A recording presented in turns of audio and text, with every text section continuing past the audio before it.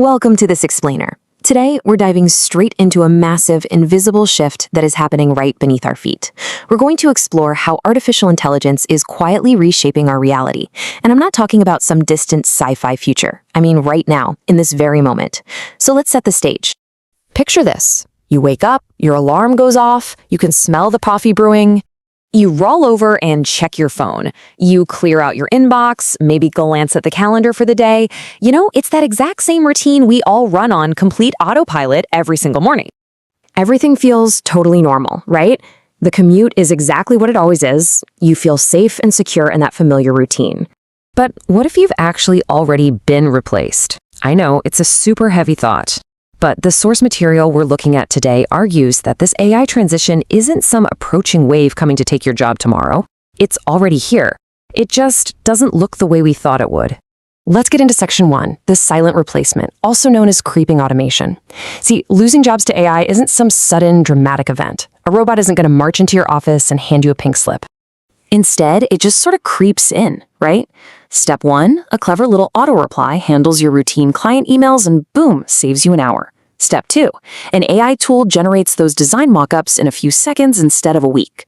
And then step 3, suddenly that predictive dashboard is the thing actually making the strategic decisions.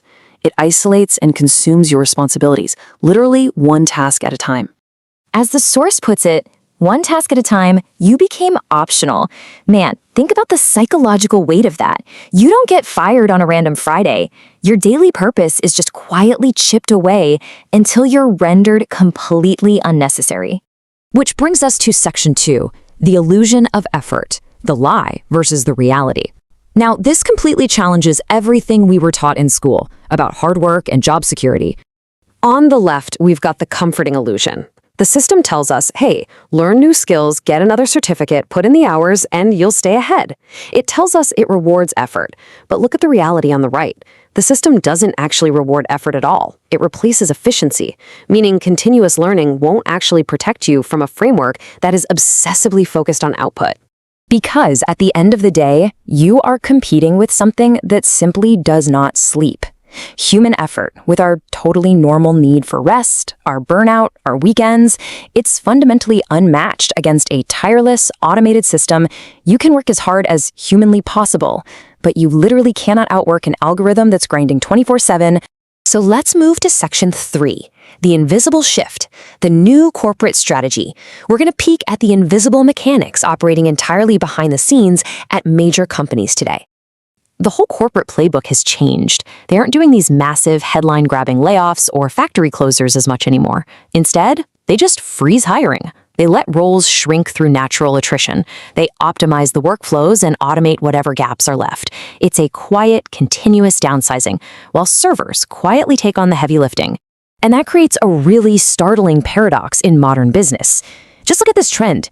We are seeing a clear, massive downward trend in human roles, happening at the exact same time as a huge upward trend in company output. It's the exact same company, with fewer humans but record-breaking margins. For a corporation, that is the holy grail of efficiency. Which leads us to a really unsettling point. You might still feel perfectly safe and needed at your desk today, but behind the scenes, your role is already mapped out for replacement.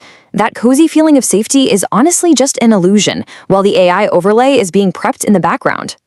All right, moving into section 4, the slow variable, the true nature of the system.